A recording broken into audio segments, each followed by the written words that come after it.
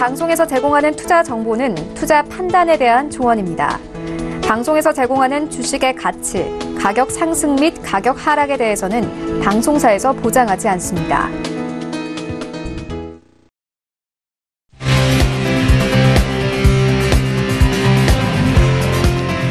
슈퍼스탁 발굴 프로젝트 글로벌 슈퍼스탁의 김민아입니다.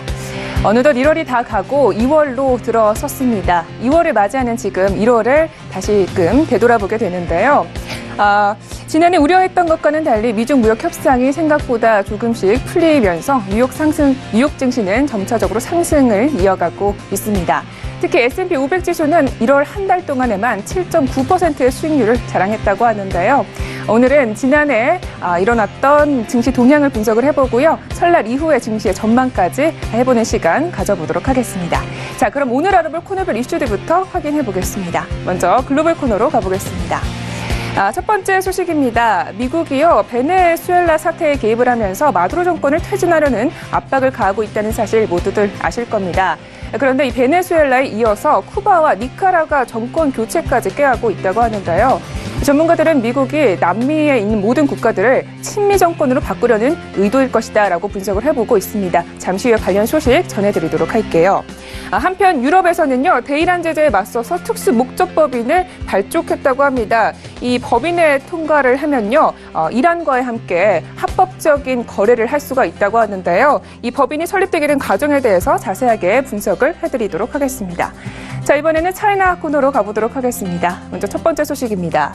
화웨이가요, 5G 기지국용 칩을 개발했다고 합니다. 이름은 바로 텐강이라고 하는데요. 업계에서는 최초 개발이기 때문에 굉장히 화제가 되고 있는 것 같습니다. 텐강에 대한 모든 것 잠시 후에 알려드리고요. 1월 달 들어서는요, 신흥국에 굉장히 외국인의 자금들이 유입되고 있는 것 같습니다. 특히 성강통에 유입된 외인 자금은요, 사상 최대치를 기록했다고 하는데요. 어떤 업종 그리고 어떤 종목들의 수혜를 받았는지 잠시 후에 알려드리도록 하겠습니다. 자, 이번에는 코인 코너로 가보도록 하겠습니다. 먼저 첫 번째 소식입니다. 중국계 거래소인 코인파크에요, 빗썸이 암호화폐인 BXL에 최초로 상장할 계획이라고 합니다. 아직까지 상장할 날짜가 발표가 되지는 않았지만요, 이번 소식이 우리 시세에 미치는 영향까지 분석을 해볼 거고요. 두 번째로는 정부가 ICO 실태조사를 발표를 했는데요. 실태조사를 함께 해보니까요, 문제점이 상당히 많아서 전면 금지를 유지하겠다라고 입장을 밝혔습니다. 정부 입장과 함께요, 매매 전략까지 제시를 해드릴 테니까요, 끝까지 함께 해주시기 바랍니다. 자, 그럼 본격적으로 글로벌 슈퍼스타 출발합니다.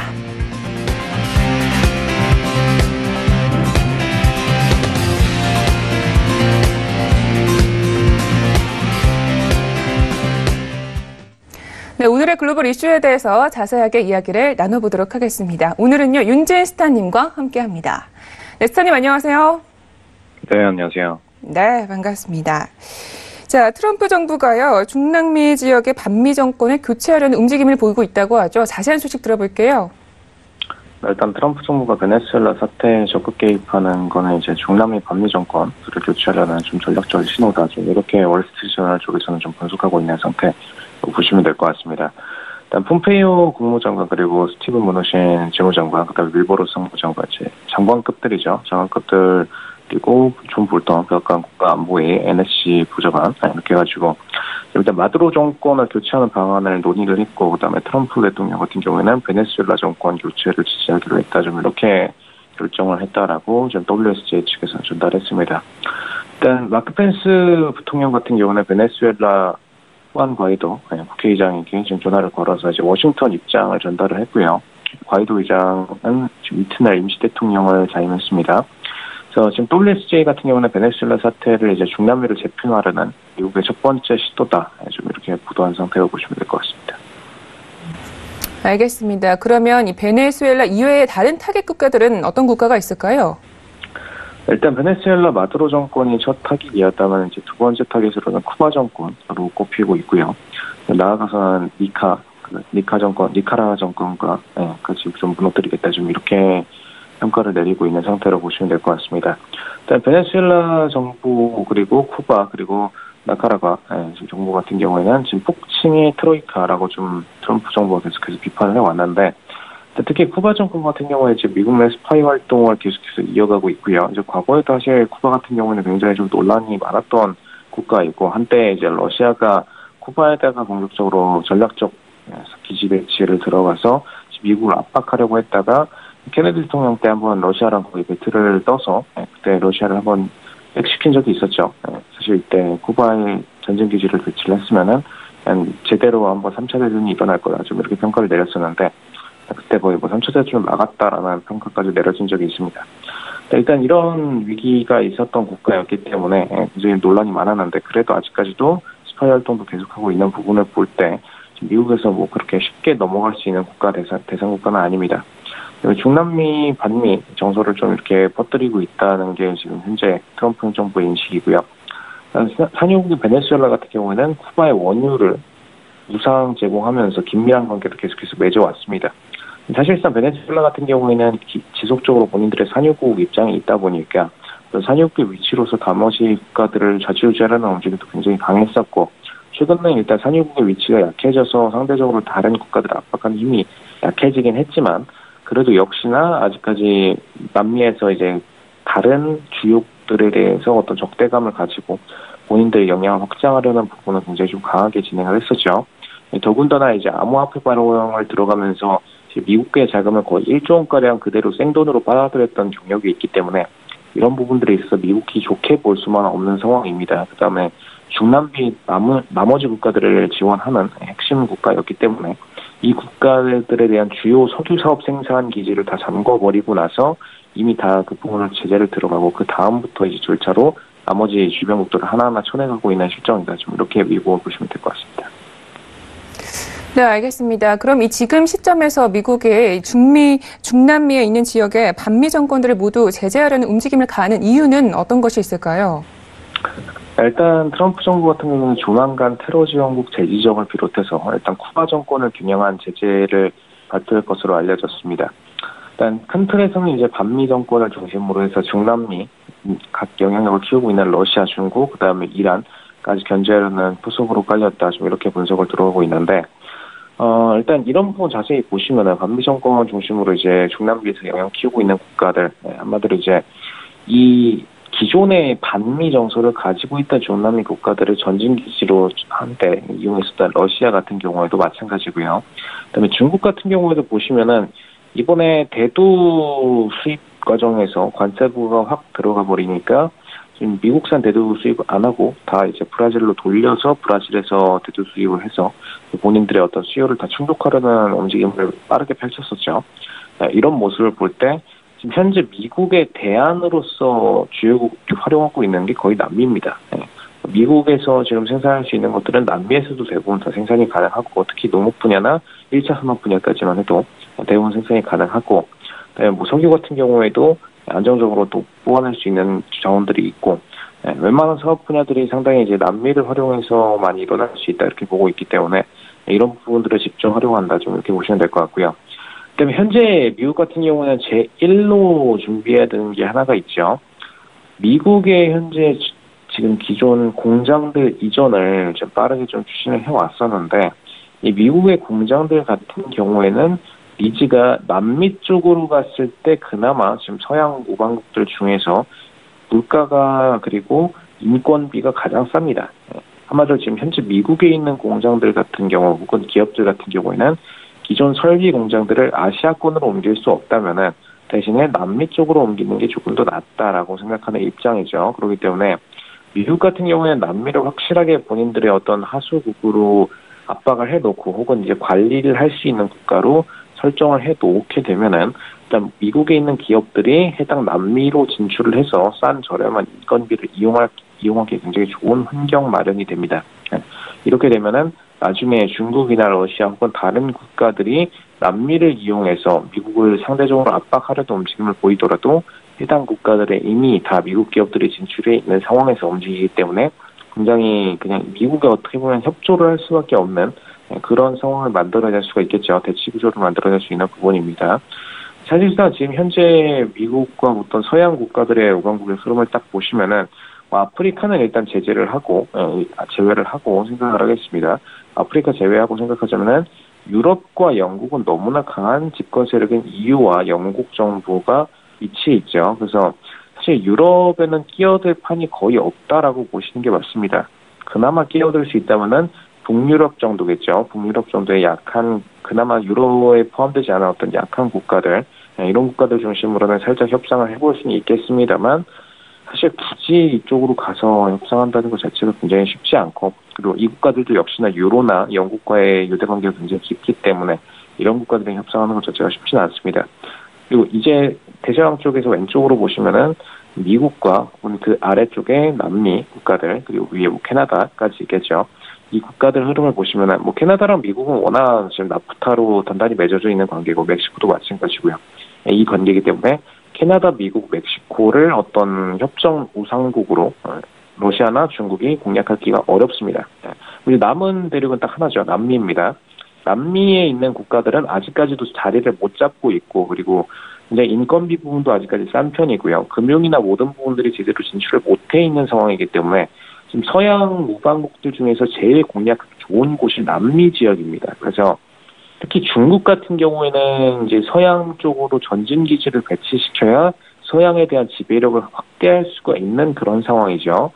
미국이 반대로 이제 일본이나 우리나라를 통해서 중국과 어떤 북한에 대한 압박 움직임을 펼치고 있는 게 현재 상황이기 때문에 이제 동남아시아 같은 경우에도 상당히 서양 우방국들이 골고루 분배를 해서 가지고 있는 상황입니다. 그리고 홍콩에 대해서도 역시나 미국 기업들이 전진 기지로서 금융의 허브로 활용을 하고 있죠. 싱가포르도 마찬가지고요.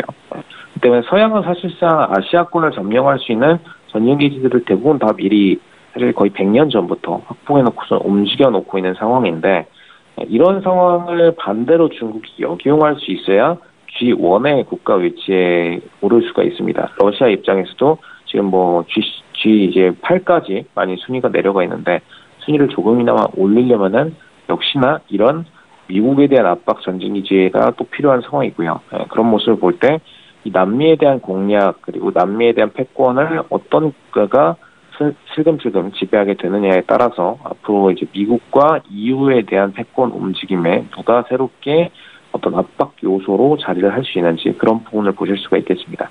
미국은 이걸 이미 애초에 처음부터 알고 있었고, 그리고 남미 같은 경우는 미국이 가장 붙어 있는 국가이기 때문에 남미 대륙을 잘 활용한다면 미국이 최대한 이익을 가져다줄 수 있다는 것도 어느 정도 알고 있습니다. 그래서 이런 부분들을 적대적으로 활용하고자 공격적인 매수 플레이를, 그리고 압박 플레이를, 정치적 압박 플레이를 펼친다, 좀 이렇게 보시면 될 것 같습니다.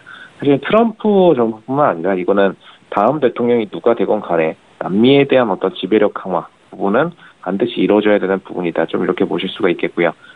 역시나 중국에 대한 공격적인 압박도 이루어져야 되겠지만, 사실 남미를 먼저 디펜스하는 게 오히려 이제 민주당이 됐건 공화당이 됐건 굉장히 첫 번째로 퍼스트로 중요한 정책이 되겠다, 좀 이렇게 얘기를 드릴 수가 있겠습니다. 일단 트럼프 행정부 같은 경우에는 계획대로 마두로 정권이 안 무너진다면 역효과를 낼 수 있다, 좀 이렇게 WSJ 측은 지적을 했고요. 마두로 정권이 무너지지 않고선 이제 본인들의 어떤 집권을 그대로 유지를 할 경우에는 지금 현재 석유 생산이나 모든 부분이 일단 저유가다 보니까 어떤 디펜스가 잘 안 되고 있는 상황인데, 이 상황에서 반대로 빠르게 어떤 GDP를 회복할 수만 있다면은 미국의 압박 수단으로서 작용할 수가 있겠죠. 그다음에 미국 영향력이 점점 이제 중남미에서 타격받으면서 중국과 러시아 영향력을 키우는 결과로 반대로 이어질 수 있다, 좀 이렇게 평가를 내리는 것으로 보여집니다. 현재 상태대로라면은 사실 현재 지금 베네수엘라 같은 경우는 석유 생산부터 모든 것들이 막혀 있는 상황이죠. 이 막혀 있는 상황에서 풀어낼 수만 있다면은 트럼프 정부가 오히려 베네수엘라의 수많은 좀 잠재 석유 생산 물량들을 본인들의 생산 기지로서 활용을 할 수가 있고, 결국에는 지금 미국의 셰일층을 파가지고 계속해서 생산을 만들어내고 있는데, 미국 주요 산유국들이 베네수엘라로 넘어가서 베네수엘라의 어떤 산유량을 기반으로 해서 전 세계 지금 석유 생산 공급을 이뤄낼 수 있다라는 부분에서 굉장히 좀 이점을 가져다 줄 수 있는 상태로 보실 수가 있겠습니다. 사실 셰일층을 파서 내려가서 생산하는 것 자체가 굉장히 고단가이기 때문에 미국 입장에서는 이게 훨씬 더 이득이 되는 행위다, 좀 이렇게 요약을 드릴 수 있겠습니다. 네, 알겠습니다. 결국은 중국과 러시아의 세력 확장을 조금 막고 이후에 맞설 수 있는 우방국을 확보하려는 전략이다, 이렇게 말씀을 해주셨습니다. 첫 번째 이슈는 여기까지 알아보고요. 다음 이슈도 함께 살펴보도록 하겠습니다. 유럽이요, 대이란 제재를 대응하기 위해서 특수 목적법인을 설립했다고요? 일단 프랑스, 독일, 영국 같은 경우는 대이란 제재 부활에 맞서서 일단 유럽 기업들이 미국 제재를 받지 않고 합법적으로 이란과 거래할 수 있는 특수목적법인 SPV를 발족했다라고 지금 밝힌 상태이고요. 인스텍스 이제 무역거래 지원 수단으로서 명령된 SPV 본부 같은 경우는 프랑스 파리에 지금 본부를 두고 그다음에 독일 은행 출신 인사가 운영을 맡기로 했습니다. 그다음에 영국은 감사 역할을 담당한다. 좀 이렇게 평가를 내려서 사실상 이제 본부는 프랑스, 그다음에 운영은 독일, 그다음에 영국은 이제 사실상 브렉시트로 떨어져 나가는 관계이기 때문에 일단 이제 가장 적은 역할이 감사 역할까지 담당한다 이렇게 보시면 될 것 같고요. 이 세 개국이 일단 SPV의 지분을 상분하고 딱 3분하고 그다음에 향후 다른 유럽 국가들의 참여를 도모할 계획이다. 좀 이렇게 보시면 될 것 같습니다. 네, 프랑스와 영국과 그리고 독일의 합심을 발휘했군요. 그렇다면 이들 법인의 목적은 무엇일까요? 네, 일단 좀 움직임을 보시면 영국 같은 경우에는 금융권 중심으로 이루어져 있다 보니까 이제 감사 입장으로 빠졌다. 좀 이렇게 평가를 내리시면 될 것 같고요. 일단 프랑스, 독일, 영국과 이제 유럽연합, EU 같은 경우에는 2015년 국제사회에서 이제 이란과 체결한 이른바 이제 이란 핵합의로 불리는 포괄적 공동행동계획 JSPOA에서 지금 지난해 미국이 이제 일방 탈퇴한 뒤에 대이란 제재가 부활해서 지금 JCPOA 측에서 위기에 좀 처해지고 나니까 이에 대한 유지 방안을 계속해서 모색을 해왔습니다. 좀 이란이 어떤 깡패 같은 움직임을 많이 보였죠. 유럽한테 어떤 이제 핵합의 협정을 진행하고 나서 지금 미국이 일방 탈퇴를 했는데 유럽이 유지를 하고 싶으면은 미국의 어떤 협정을 알아서 끌어오든지 너희가 그 손실 부분에 대해서 메꿔주는 역할을 해줘라. 좀 이렇게 주변 나머지 국들한테 굉장히 압박을 해왔습니다. 사실 프랑스, 독일, 영국 같은 경우에는 저는 굉장히 좀 착하게 보는 국가들입니다. 왜냐하면은 어떤 A, B, C라는 국가들이 협정에 참여를 했는데 A로 인해서 지금 협정 위기가 파기될 가능성이 높아졌다. 그렇다고 해서 다른 B, C 국가들한테 A의 어떤 책임 의식만큼 더 추가적으로 우리한테 이득을 달라. 이렇게 협상하는 것은 세상 어느 나라에도 없죠. 근데 이란이 거의 이제 뭐 핵을 갖고 있어서 그런지 몰라도 굉장히 공격적으로 그런 정책으로 지금 해당 국가들을 좀 압박을 해왔습니다. 근데 유럽이 거의 두 말 안고선 열심히 좀 노력을 해보겠다. 이렇게만 진행을 해왔죠.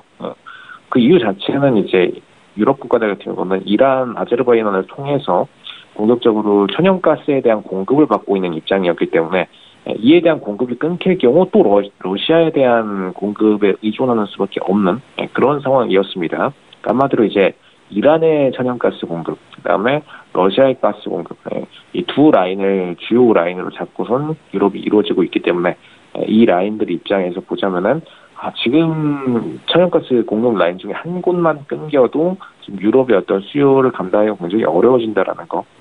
그걸 알고 있는 만큼 본인들은 지속적으로 어떤 이란과의 우호적인 관계를 유지하는 게 이게 좀 중요한 지리적 요건이다. 좀 이렇게 보시면 될 것 같고요. 그걸 위해서 유럽 기업들 같은 경우는 미국 제재를 받지 않고 이란과 거래하도록 하기 위해서 SPV 구성을 따로 하게 됐고요. 그다음에 작년 이제 11월에 출범할 계획이었으나 좀 계속해서 지연되다가 이제서야 좀 진행이 됐다. 좀 이렇게 보시면 될 것 같습니다.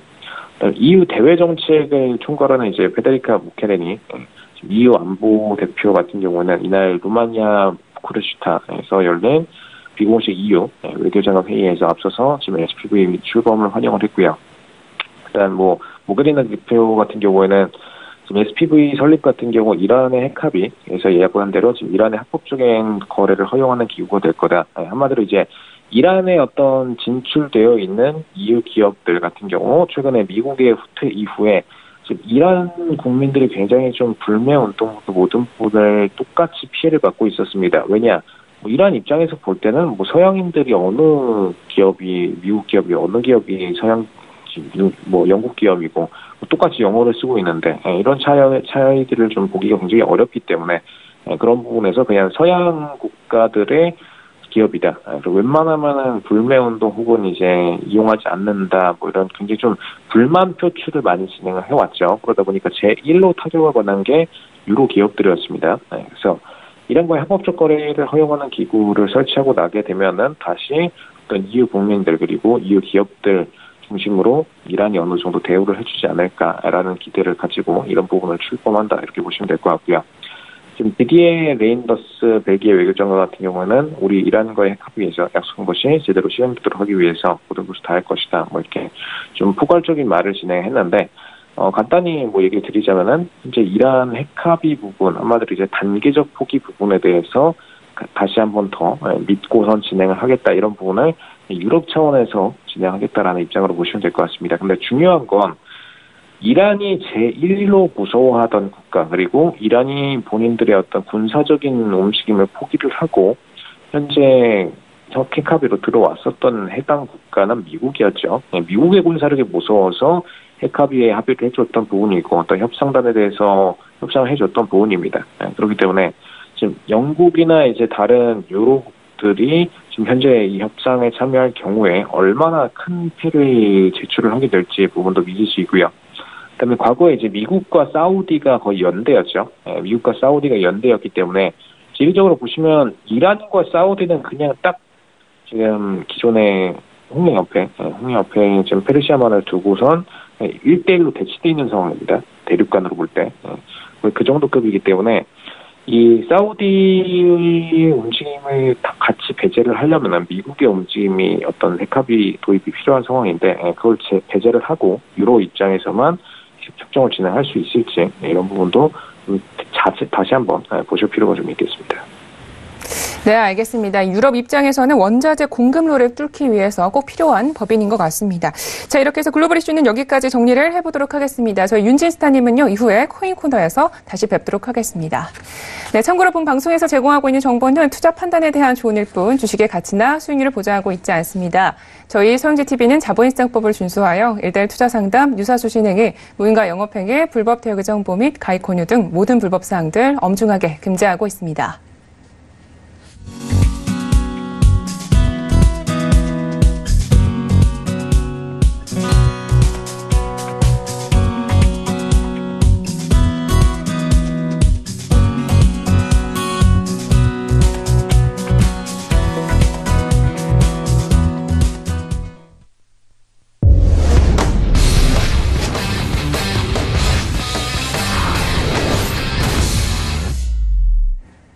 네, 차이나 코너 시작하도록 하겠습니다. 오늘의 이슈에 대해서 더욱더 자세하게 분석을 해보도록 하겠습니다.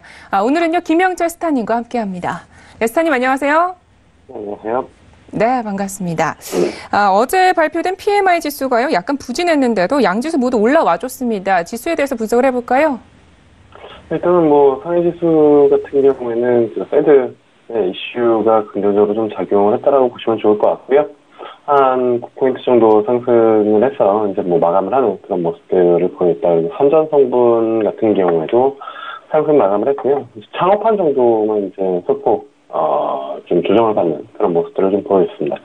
일단은 투자자 관망세가 이어지기는 했지만 거래량이 좀 늘었다라는 점에서 일단은 긍정적으로 좀 잡히고 있는 그런 상황이고요. 그다음에 이제 상해 종합주가지수 같은 경우가 이제 우리나라 시장에서도 그렇지만 연준의 금리 동결, 비둘기를 날린 파월, 이런 코멘트가 나오는 것처럼 그런 긍정적인 뉴스들이 좀 나오고 있는 그런 상황이고, 다만 이제 중국 자체적으로만 놓고 본다라고 하면은 앵커님께서 언급해주신 대로 PMI 지표가 이제 2개월 연속 50을 하회하면서 이제 부진하게 좀 나오는 그런 부분들이 좀 악재 요인으로 좀 작용을 했지만, 일단 시장은 금리 인상 쪽에 조금 더 금리 동결 쪽에 조금 더 무게를 실으면서 상승하는 그런 모습들을 좀 보여줬다라고 보시면 좋을 것 같습니다. 네, 알겠습니다. 증시를 끌어올린 것은 페드의 결정이었다라고 분석을 해주셨습니다. 마감 시황에 대해서 알아봤고요. 이슈에 대해서 살펴보도록 하겠습니다. 말도 많고 탈도 많은 화웨이가요, 세계 최초로 5G 기지국용 칩을 발표했다고 합니다. 자세한 소식 들어볼게요. 네, 일단은 국외죠. 그러니까 중국 외에서 여러 국가에서 이제 화웨이에 대한 부분들을 공격 아닌 공격을 하고 있는 그런 상황인데, 실질적으로 화웨이는 해외 시장도 그렇지만 중국 내수 시장만으로도 충분히 성장할 수 있는 그런 기업 중에 하나인 그런 상황인데, 5G 이쪽에 대한 네트워크 기지국용 칩을 이제 뭐 발표를 하는 그런 모습들을 좀 보여줬습니다. 그래서 이게 이제 시장에서는 좀 뭐 긍정적으로 좀 다가왔다라고 이제 좀 보시면 좋을 것 같고요. 일단은 5G 기지국용 칩, 그러니까 텐강이라는 칩을 개발했다고 일단은 뭐 보도를 통해서 밝히고 있는 그런 상황이다 보니까 이러한 부분들이 일단은 뭐 전 세계적으로 좀 주목을 이끌어내고 있다라고 보시면 좋을 것 같습니다. 그러면 이번에 화웨이가 개발한 텐강 칩에는요, 어떤 특징이 있는지 좀 알아보면 좋겠는데요. 일단 이 5G 기지국의 최적화된 성능이기 때문에 좀 최초로 저희가 주목을 받고 있는 것 같은데, 이번 칩이 좀 개발이 되면 이후에 다른 곳에도 좀 수출이 되지 않을까 이런 기대감이 많이 실려 있는 상황입니다. 특징들에 대해서 하나씩 알아보면 좋겠는데요. 네. 네스타님. 네. 네. 텐강 칩의 특징들에 대해서 알아보면 좋겠는데요. 일단 텐강 같은 경우에는 지금 뭐 5G 쪽에서는 특후의 기지국을 이제 형성할 수 있는 그런 칩이다라고 보시면 좋을 것 같고요. 5G 기지국이랑 극초단파를 결합해서 이제 하나의 그 기지국을 만들 수 있는 부분들이다라고 보시면 좋을 것 같습니다. 지금 뭐 발표한 걸로는 화웨이 하나밖에 이제 할 수가 없는 그런 상황이다 보니까 아무래도 우리나라도 이제 뭐 평창 동계올림픽 할 때 5G를 지속적으로 이제 뭐 홍보를 했는데 세계 최초라는 타이틀을 얻기 위해서. 근데 이제 실질적으로 기술력이나 이런 것들을 보면은 화웨이가 확실히 앞서 나가고 있다라는 부분들을 분명히 좀 볼 수 있는 그런 상황이다라고 보시면 좋을 것 같고요. 아무래도 이제 기존 칩과는 다르게 아무래도 크기를 줄이고 그다음에 무게 역시 줄이고 그다음에 이제 그러다 보니까 배터리 전력 소모량 같이 추가적으로 좀 줄이는 그런 상황이다 보니까 이러한 부분들 갖고 지금 뭐 아무래도 중국은 워낙 넓죠. 대륙이다 보니까 지금 들어가는 칩 개수 그리고 이제 뭐 깔아야 되는 이 기지국 이러한 부분들이 훨씬 더 많을 수밖에 없는 그런 상황이다 보니까 지금 뭐 시장에서는 5G 관련해서는 뭐 이 보도 자체는 화웨이에서 이제 뭐 밝힌 그런 부분들이어서 이건 뭐 100% 기업 측에서 이제 뭐 홍보 기사 약간의 성격도 있는 그런 부분들에서 뭐 100% 이제 받아들이긴 어렵지만 실질적으로 많은 수준의 기술이 좀 올라와 있는 그런 상황이다라고 이제 좀 보시면 좋을 것 같습니다. 알겠습니다. 굉장히 크기도 줄였고 또 무게도 줄였기 때문에 현재 있는 기지국의 단점들을 모두 보완할 수 있는 칩이다라고 말씀을 해주셨습니다. 아무래도 화웨이가 지금 굉장히 대내적인 악재들을 휩싸여 있는데요. 이번 이슈를 통해서 조금 더 매출을 끌어올리고 그런 노이즈들을 해소할 수 있을지 저희가 살펴봐야겠습니다. 자, 계속해서 두 번째 이슈도 함께 보도록 하겠습니다. 1월 한 달간의 중국 증시에 유입한 외국인 매수금이요 사상 최대치를 기록했다고 합니다. 어느 정도의 규모일까요? 일단은 우리나라 시장도 지금 외국인들이 주도를 하고 있는 그런 상황이고 외국인들의 수급이 꾸준하게 이제 들어오고 있는 그런 상황인데 아무래도 전 세계 글로벌 시장의 리스크 온이 다시 이제 시작되는 그러한 움직임들이 1월 달부터 지속적으로 좀 나왔죠. 그러한 이제 수혜를 이머징 국가들이 분명히 좀 누리고 있는 그런 상황이고, 뭐, 중국 증시를 보기 전에 우리나라 증시도 마찬가지 그런 움직임들이 좀 나타나고 있기 때문에, 중국 마찬가지로 똑같다라고 보시면 좋을 것 같습니다. 뭐, 외국인들이 한국이 좋다, 중국이 좋다, 이렇게 이제 뭐, 나누기보다는 이머징 국가, 선진 국가, 뭐, 이렇게 나눠놓고선, 자금을 집행을 하는 그런 부분들이다 보니까, 마찬가지로 중국 증시에도 이제, 금액들이 상당히 좀 많이 들어왔다라고 보시면 좋을 것 같고요. 아무래도 이제 중국 정부가 지속적으로 차이나 이슈에서도 말씀을 드렸지만, 이제 경기 부양책에 대한 코멘트를 지속적으로 좀 하고 있습니다. 그리고 실질적으로 코멘트로 끝나는 게 아니라, 어느 정도 금액이든지 코멘트 이후에는, 집행이 되고 있는 그런 상황이다 보니까, 그런 부분들에 대해서도 외국인들 입장에서는 나쁘지 않게 해석을 하고 있는 것 같습니다. 그러니까 지표가 안 좋게 나온 그런 부분들은 있지만 그 지표 안 좋게 나온 부분들을 커버할 수 있을 만한 정책들이 나오고 있기 때문에 외국인 입장에서는 뭐 미국 증시가 좋은 그런 상황이고 이머징 국가의 비중을 확대할 때 중국은 사실 빼놓기는 어려운 그런 상황이고 그렇기 때문에 중국 증시에 외국인 자금 유입이 사상 최대치를 올 1월 달에 이제 기록한 것으로 좀 보시면 좋을 것 같습니다. 알겠습니다. 그러면 우리 외국인 투자자분들에게 좀 가장 주목을 받았던 종목들에 대해서도 분석을 해볼 수 있을까요? 일단은 중국 쪽에서, 그러니까 그 중국 시장에서 가장 많이 좀 들어온 거는, 보통 우리나라도 그렇습니다. 우리나라 전적으로 봤을 때 외국인들이 1월 달에 제일 많이 산 종목이 어떤 종목일까요?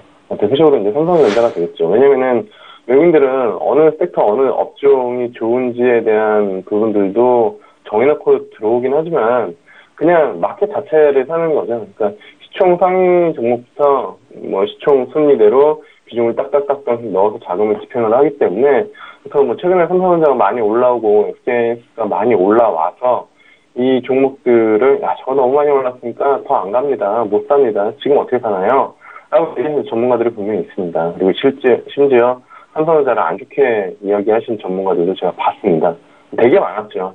근데 그건 정말로 기본적인 로직 자체를 이해를 못하고 계신 분이거든요. 왜냐면은 외국인들은 뭐 특별하게 어떤 종목을 하루 종일 클릭해가지고 주식을 사는 게 아니라 시장이 좋다면 거기 시총 상위 종목부터 그냥 사는 거거든요. 그래서 뭐 지금 중국 시장에서도 마찬가지죠. 대표적으로 이제 뭐 시총 사이즈가 큰 종목들부터 매수가 좀 들어오는 그런 부분들이다라고 보시면 좋을 것 같고요. 대표적으로 뭐 구이저우 마오타이 이게 이제 뭐 상당히 좀 많이 들어왔고 29일까지 69억 위안 정도가 이제 좀 들어왔고 그 다음에 이제 거리전기 같은 경우에도 한 36억 위안 그리고 메이디그룹 그리고 주류기업 우량이 평안은행 이러한 기업 뭐 평안은행은 전전 시간에도 이제 뭐 말씀을 드렸던 것 같습니다. 추천주로 이러한 부분들이 외국인 자금들이 이제 집중적으로 좀 들어오는 그런 상황이라고 보시면 좋을 것 같고요. 그리고 또 하나 특징적인 것은 가전, 주류, 소비 이러한 부분들은 중국 내수 기업들입니다. 그래서 이쪽 기업들에 대한 관심은 뭐 지속적으로 좀 필요하다라고 이제 좀 보시면 좋을 것 같고요. 그 다음에 이제 그 소비 업종에 대한 부분들 아무래도 이제 미중 무역 전쟁이 지속적으로 수출 쪽에 대한 중국 자국 내에서 해외 쪽으로 수출하는 거에 대한 이제 부담감 또는 뉴스 플로우적으로도 이제 뭐 투자 심리를 좀 위축시킬 수 있는 그런 요인이다 보니까 상대적으로 접근할 수 있는 그런 부분들은 내수 쪽에 이제 좀 집중이 되어 있다라고 보시면 좋을 것 같고 외국인들도 그런 컨셉에 맞춰서 시총 상위중 그리고 지금 중국의 대표적인 내수 기업들 위주로 종목을 좀 담고 있다 이렇게 보시면 좋을 것 같습니다. 네, 알겠습니다. 자, 이렇게 해서 이슈 두 가지는 여기까지 분석을 들어보도록 하겠습니다. 자, 오늘장 양지수 모두 상승 출발했습니다. 굉장히 강한 상승 보여주고 있는데요. 상해 종합지수는 0.51%대 올라줬고요. 항생 H지수는 1% 넘게 급등하고 있다고 합니다. 자, 일단 두 번째 이슈에서 살펴봤을 때 이 외인들이 골라서 시총이 작은 종목에 투자를 한다기보다는 대형주 위주로 투자가 들어간다라고 말씀해 주셨어요. 그럼 우리 투자자분들 입장에서도 이 대형주에 투자를 하는 것이 조금 더 안전할까요? 네, 대형주 위주로 좀 보시면 좋을 것 같고요. 그 다음에 앞서도 이제 뭐 말씀드렸지만 중국 내수주 위주로 좀 보시면 좋을 것 같습니다. 그래서 오늘 말씀드릴 종목도 일단은 뭐 중국 내수주 관련된 종목 중에 하나인 상해 금강 국제 호텔 발전이다라고 보시면 좋을 것 같고요. 뭐 이름에서도 알 수 있듯이 중국의 이제 중고급 객실을 상당히 좀 많이 보유한 그 상해에 위치한 그런 호텔이다라고 보시면 좋을 것 같고, 내수 쪽에 이제 뭐 비중이 늘어나다라고 했을 때 당연히 이제 그 소비에 대한 측면이 있고, 그 다음에 이제 뭐 여행 관련된 종목들도 많이 말씀드렸지만, 호텔 관련된 부분도 내수 소비에 상당히 이제 뭐 중요한 섹터 중에 하나다라고 이제 좀 보시면 좋을 것 같고요. 일단은 뭐 포인트 같은 경우는 중고 객실 비중이 증가하면서 객실당 가격을 인상을 했다는 점은 당연히 이익이 증가될 수밖에 없는 그런 부분들이고, 그 다음에 신규 출전자 수가 126곳에서 126곳으로 11월 대비 더 증가가 되면서 아무래도 P도 증가되고 그 다음에 Q도 증가되는 그런 효과를 동시에 가지고 있다라고 보시면 좋을 것 같고요. 그렇기 때문에 뭐 충분히 관심을 가져봐도 좋지 않을까 이렇게 좀 판단을 하고 있습니다. 그래서 매수가는 지금 21.30위안 잡으시면 좋을 것 같고요. 그 다음에 목표가는 25.00위안 그리고 손절가는 20.00위안 잡고 대응하시면 좋지 않을까 이렇게 좀 보고 있습니다. 네, 알겠습니다. 오늘은요, 상해금강 국제호텔 발전에 대해서 기업 분석을 해주셨습니다. 자, 이렇게 해서 차이내시는 여기까지 이야기 듣도록 하겠습니다. 네, 스타님 말씀 고맙습니다. 네, 감사합니다. 참고로 본 방송에서 제공하고 있는 정보는 투자 판단에 대한 조언일 뿐 주식의 가치나 수익률을 보장하고 있지 않습니다. 저희 서영태TV는 자본시장법을 준수하여 1:1 투자 상담, 유사주식행위, 무인가 영업행위, 불법 대외 정보 및 가입 권유 등 모든 불법 사항들 엄중하게 금지하고 있습니다.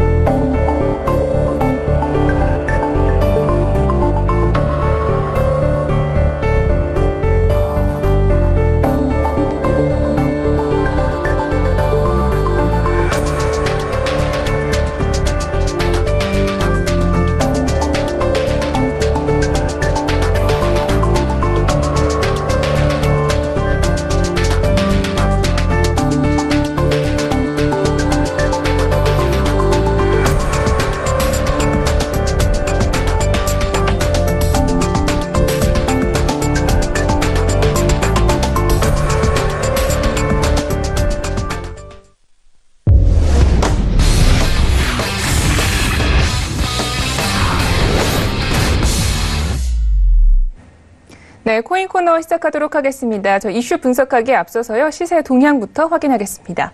코인 마켓캡 기준으로 알려드립니다. 오늘장 암호화폐 시장은요, 대부분이 내림세를 겪고 있습니다. 현재 비트코인은요, 1% 넘게 하락하면서 3,450달러 부근에서 거래가 되고 있습니다. 암호화폐 총 10위권에 있는 종목들 중에서는요, 테드를 제외하고 모두가 하락세를 보여주고 있는데요. 특히 리플 같은 경우에는 7%가 넘는 하락폭을 기록하고 있고요. 이더리움 역시 3% 넘게 떨어지면서 105달러 부근에서 거래가 되고 있습니다. 최근에 굉장히 견조한 흐름을 보여줬던 이오스 역시 오늘은 하락세를 기록하고 있는데요. 1% 넘게 하락하면서 2.31달러 부근에서 거래가 되고 있습니다. 1위부터 10위 종목에서 가장 낙폭이 큰 종목은요, 8위에 있는 트론입니다. 트론은 현재 9% 넘게 하락하면서 0.02달러 부근에서 거래가 되고 있습니다. 네, 간략하게 시세에 대해서 알려드렸고요. 계속해서 이슈 분석을 해보도록 하겠습니다. 저희 계속해서 윤진스타님과 함께합니다. 자, 빗썸 소식입니다. 빗썸의 최대 주주인 김병건 대표의 BXA가요, 중국계 암호화폐 거래소에 상장된다는 게 사실인가요? 네, 일단 중국 들어오면 거래소, 지금 코인토크 측에서 지금 빗썸 최대 주주 김병건 대표가 꺼낸 이제 BXA죠. 이제 블록체인 익스체인지 얼라이언스 토큰. 네, 지금 이게 암호화폐 BXA를 세계 최초로 상장한다 좀 이렇게 밝힌 상태인데, 해당 거래소는 BXA가 밝힌 상장 예정 거래소가 아닌데다가 지금 홈페이지 공지 이후에 이렇다 할 일정이 없었기 때문에 상장 실제 여부는 좀 미지수로 보시면 될 것 같습니다. 코인파크에서는 이제 홈페이지 공지를 통해서 BXA 지갑 주소를 공개를 하고, 그다음에 싱가포르 현지 시간 오후 6시 BXA를 최초 상장하겠다 좀 이렇게 밝혔는데, BXA를 공식 상장한 기념 50만 BXA 에어드롭도 진행한다라고 밝혔습니다. 비박스에 투자한 지금 마이닝 거래소 코인파크 같은 경우에는 USDT, 그다음에 이더리움 BTC 마켓 등을 지원하고 있고요. 각 마켓에 이제 비트코인, 이더리움, 비트코인 캐시 등 12개 내외 암호화폐가 상장돼 있습니다. 아까 간략하게 언급은 해주셨는데요. 실제로 상장될지는 약간 미지수다라고 말씀해 주셨습니다. 자, 그렇다면 기대감을 갖기는 약간 이르다라고 보는 걸까요? BXA는 공식 홈페이지를 통해서 이제 올코인, 그다음에 BCEX 글로벌, 그다음에 비트맥스 IO, 그리고 코인 W, 웰뱅크, 마이넥스 등 6개 거래소에 리스팅될 예정이다라고 알리고 있고요. BXA 측에서는 이제 6개 거래소 2월 초에 공식적으로 최초 출시하겠다라고 공지를 했습니다. 지금 코인파크 거래소는 언급된 바가 없었고요. 그다음에 이제 BXA 같은 경우는 빗썸 상장을 기다리고 있는 국내 투자자들 관심이 좀 세게 모이고 있는 부분인데, 지난 2일 같은 경우는 이제 빗썸은 공자를 통해서 BXA의 일원으로 참여를 하게 됐다. 그리고 BXA의 최초 상장을 진행할 예정이다. 좀 이렇게 밝혔습니다. 그래서 이제 김병건 대표가 빗썸의 지분율을 최대 주주로서 인수를 하고 이제 거의 한 4,400억 정도를 지불을 했죠. 그 정도를 지불을 하면서 이제 빗썸 최대 주주로도 올라섰기 때문에 뭐 사실상 이제 김병헌 대표 하에 있는 하나의 계열사 정도로 보셔도 될 것 같고요. 뭐 계열사의 모회사 체제가 제대로 구축되어 있는 건 아니지만 지금 현재 시점에서는 그 정도로 보셔도 될 것 같습니다. 그래서 일단 빗썸 같은 경우는 거의 그냥 빅스의 이제 동료사가 됐기 때문에 본격적으로 본인들의 초상장을 빗썸에서 진행하는 게 거의 맞다라고 보시면 될 것 같고요. 다른 거를 측에서 고인에서 처음 고안해서 만약에 빗썸이 가져갈 수 있는 어떤 핵심 거래량들을 굳이 분산시킬 이유가 전혀 없는 상태입니다. 그래서 굳이 그렇게 진행을 했다가는 빗썸이 추후에 받게 될 수 있는 어떤 BXA 투자 채널로서의 메리트, 이걸로 거래량과 어떤 거래 계좌들을 빠르게 증폭시킬 수 있는 이 메리트를 날려버려서 좋을 게 하나도 없죠. 그렇게 보시면 될 것 같고요. 사전 이벤트로 지금 BXA 에어드롭도 진행하게 됐고, 이제 빗썸 관계자 같은 경우에는 당시 상장을 논의한 바 있지만 현재 공식적인 상장 상장 일과 시기가 지금 정해지지 않았다라고 답함으로 따라서 현재 시점에서 아직 뭐 BXA에 대해서 거래에 오픈 채널을 들어가는 것 자체가 굉장히 좀 애매한 상황으로 보시면 될 것 같습니다.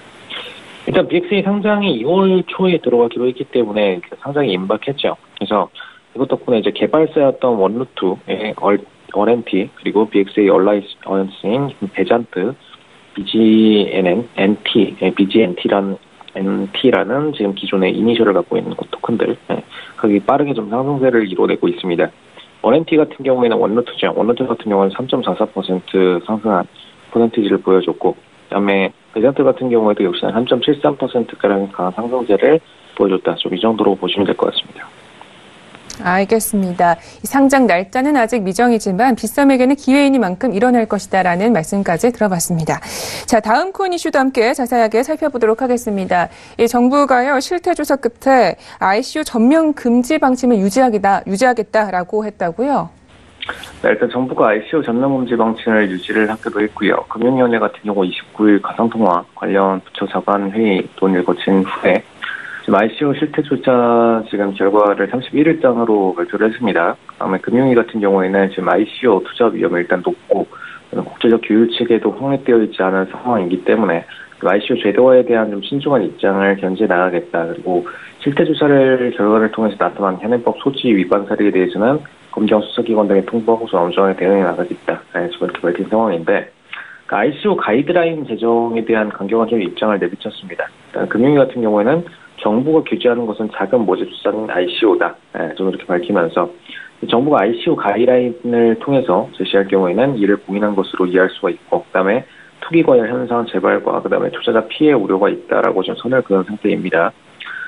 현재 상태의 기준으로 좀 보자면은 일단 ICO라는 과정 자체가 이제 상장 들어가기 전에 미리 공모 차원에서 프리세일과 어떤 프라이빗 세일 등을 통해서 코인들을 사전에 판매를 하는 과정인데, 상장에 들어가지 않은 시점에서 이걸 한다는 것 자체가 굉장히 리스크가 높다라고 보고 있기 때문에 ICO가 일어난 이후에 해당 코인들에 대해서 구매와 어떤 것들이 활발하게 일어나는 것은 동의를 하지만 그 전 과정에서 일어나는 것은 굉장히 좀 어렵게 평가를 한다라고 보고 있는 입장으로 생각하시면 될 것 같습니다.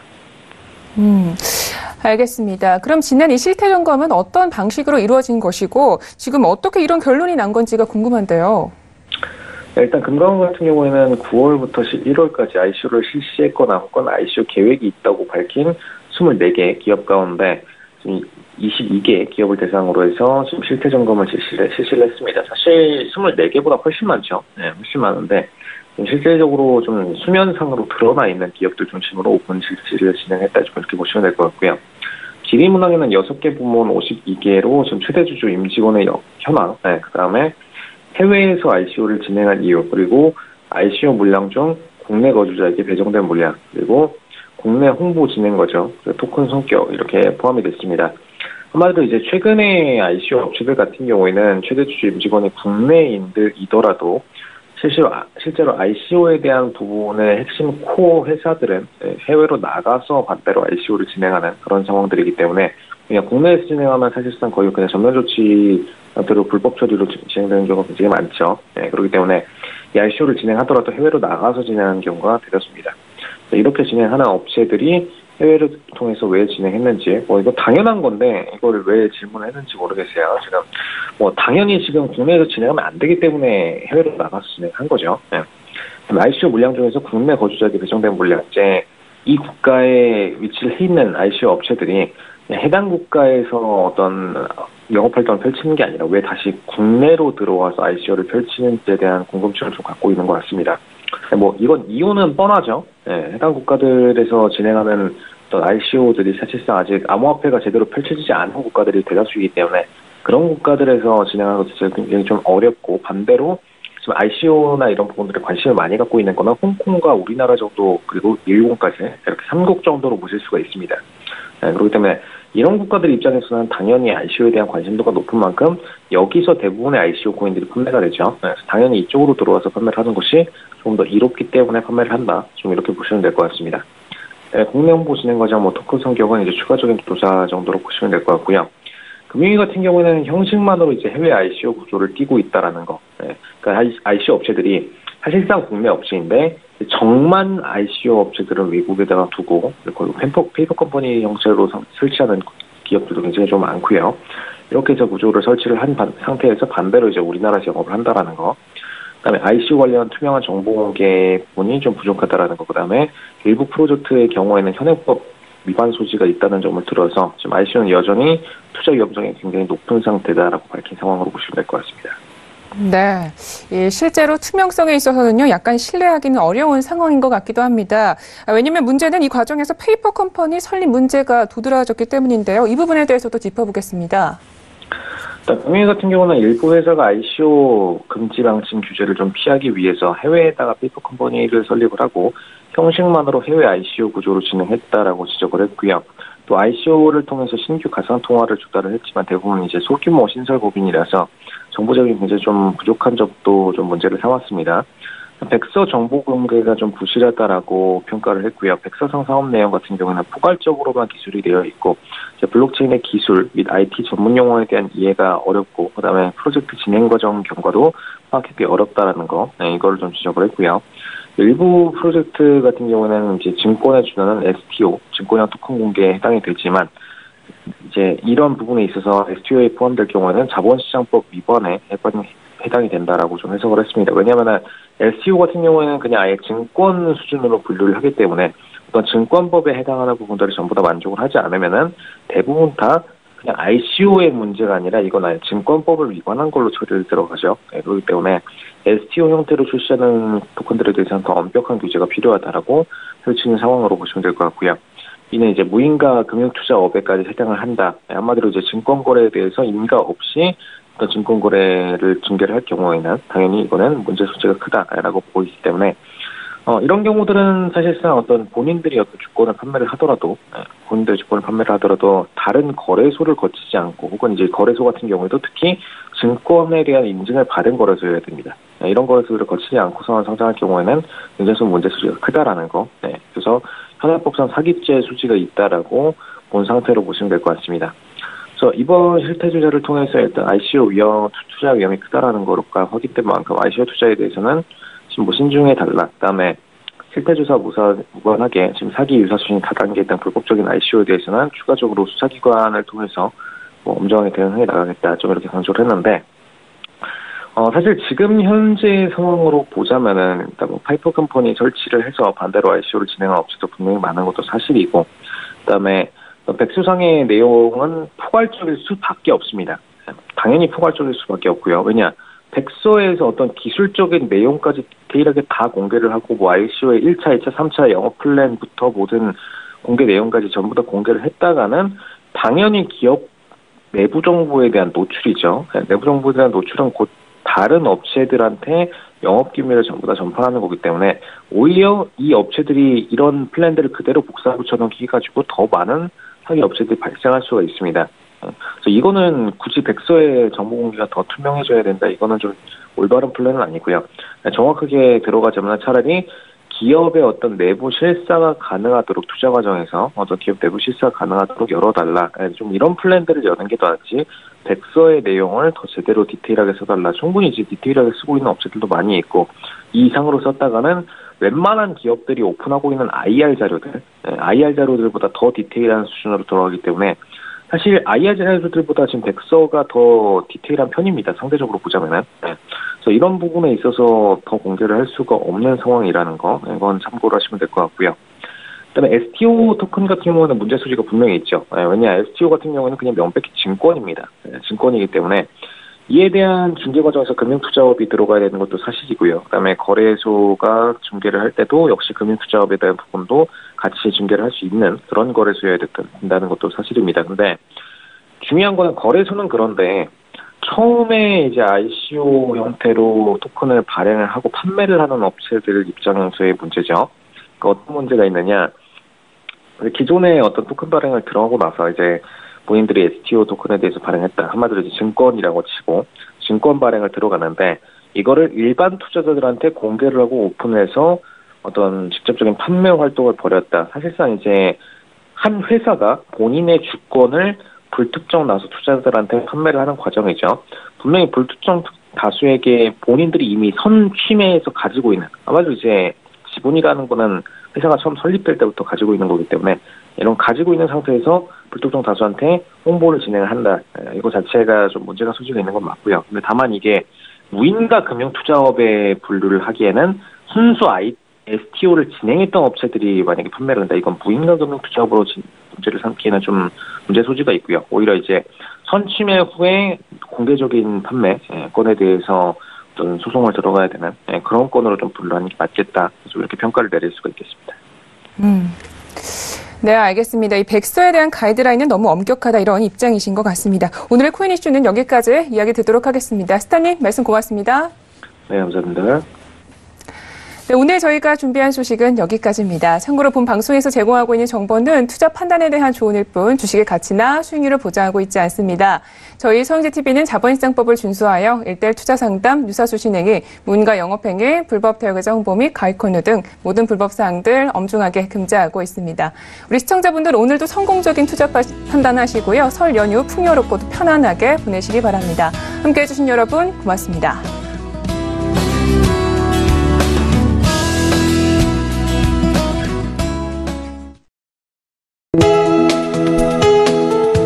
방송에서 제공하는 투자 정보는 투자 판단에 대한 조언입니다. 방송에서 제공하는 주식의 가치, 가격 상승 및 가격 하락에 대해서는 방송사에서 보장하지 않습니다.